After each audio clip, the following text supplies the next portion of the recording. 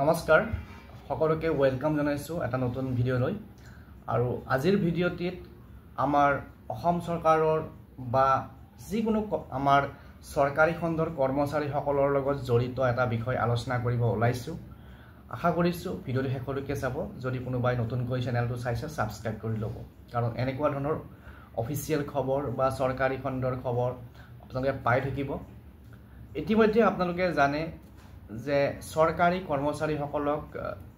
election process যেটো নির্বাচন প্রক্রিয়া তাত জড়িত করা হয় আৰু কব গলে সৰকাৰি কৰ্মচাৰীখিনিৰ জৰিয়তে নির্বাচনী প্রক্রিয়াটো সমাপ্ত করা হয় ই এমপি ইলেকশনেই হওক এসেম্বলি ইলেকশনেই হওক বা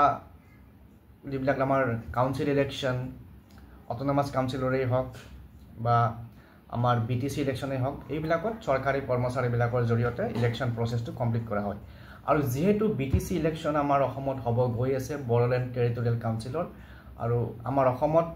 4খন ডিস্ট্ৰিক্টৰ কাৰণে এই ইলেকশনটো যেহেতু হয় অলপমান ডাঙৰ ইলেকশনে গতিকে ইয়াতো বহুত হাজাৰ হাজাৰ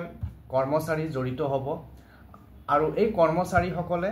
তাৰ বিনিময়ত এটা ৰিমুনাৰেশন পায় ইলেকশন ডিউটিৰ কাৰণে আৰু হেতু হয়তো সকলোৱে জানে কিন্তু এই যেটো আমাৰ ৰিমুনাৰেশন এই ৰিমুনাৰেশনটো ইমান দিনে 2000 যেটো আমাৰ যেটো ৰিমুনাৰেশনৰ ৰেট সেই 2014 চনতে যেটো ফিক্স কৰা হৈছিল সেইমতে দি থকা হৈছিল কিন্তু ৰিসেন্টলি ইলেকশন কমিশন অফ ইন্ডিয়াই যোৱা 8 আগষ্টত এখন নোটিফিকেশন প্ৰকাশ কৰিছে আৰু ইলেকশনৰ জড়িত কৰ্মচাৰীবিলাকৰ যেটো ৰিমুনাৰেশন সেই ৰিমুনাৰেশনটো বৃদ্ধি কৰিছে এটা কিমান বৃদ্ধি কৰিছে সেইখিনি আমি আজিৰ এই ভিডিঅটিত জানিবলৈ চেষ্টা কৰিম আশা কৰিছো ভিডিঅটো আপোনালোকে শেষলৈকে চাব ইতিমধ্যে জানে যে ইলেকশন প্ৰসেছত বিভিন্ন পোষ্টৰ মানুহ থাকে আৰু কোনোবাই মেজিস্ট্ৰেট কোনোবাই প্ৰেজাইডিং অফিচাৰ কোনোবাই পলিং অফিচাৰ এনেকৈ বিভিন্ন ক্যাটাগৰী থাকে এতিয়া আমি যিখিনি আমাৰ জোনেল মেজিস্ট্ৰেট বা এসিএস অফিচাৰ বা আইএস অফিচাৰ তেওঁলোকৰ খিনি আমি ৰিমুনাৰেশনটো চাব নাযাওঁ আমি যাম যিখিনি আমাৰ তলৰ লেভেলৰ প্ৰেজাইডিং অফিচাৰ কাউন্টিং সুপাৰভাইজাৰ পলিং অফিচাৰ আৰু বাকি যিখিনি আছে কাউন্টিং এসিস্ট্যান্ট তেওঁলোকৰ ৰিমুনাৰেশনটো কিমান বৃদ্ধি কৰিছে ইলেকশন কমিশন অফ ইন্ডিয়া সেইখিনি আলোচনা কৰিম আৰু প্ৰেজাইডিং অফিচাৰৰ যেটো ৰিমুনাৰেশন হেতু বৃদ্ধি কৰা হৈছে 500 rupees per day 500 টকা ডেইলি আৰু অৰ্থাৎ এটা ইলেকশনত এজন কৰ্মচাৰী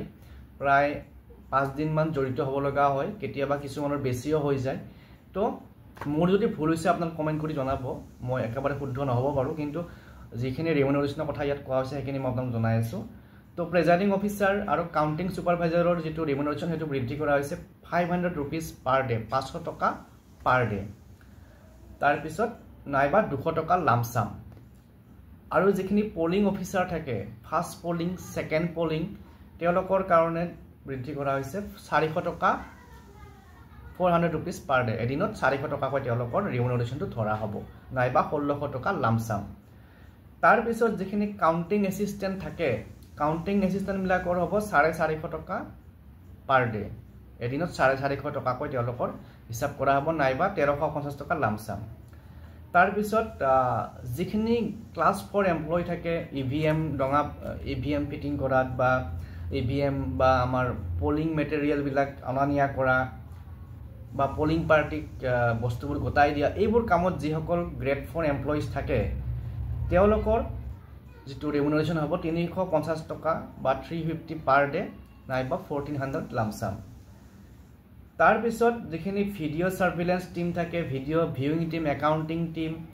ফ্লাইং স্কোৱাড মিডিয়া টিম এই টিম বিলাকৰ যদি ক্লাস 1 বা ক্লাস 2 এমপ্লয় 2 ক্যাটাগৰীৰ এমপ্লয় হয় তেতিয়া হলে 3000 লামসাম পাব